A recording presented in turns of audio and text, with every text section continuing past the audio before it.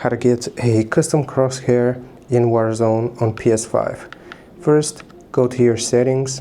Now select users and accounts. Here you want to go into linked services and just choose YouTube. Click on link, then use browser. Here you want to go and select privacy.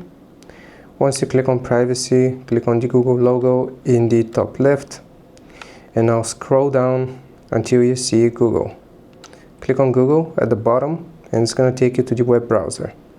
Now click on, I'm just going to select English, accept all, and here you just want to go and search for your respective crosshair which you want to use.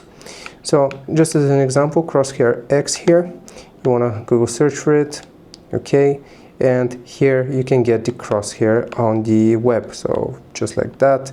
As an example, you can use Microsoft, Steam, or Epic Games. Another way of how you can get a custom crosshair on Warzone on PS5 is if you are using a gaming monitor, usually they will have a separate crosshair button, so you can press on that button and you will get a crosshair at the middle of your screen, and you can use it when you are playing Warzone on the PS5. Hope this helps. Leave a like and sub. I'll see you next time.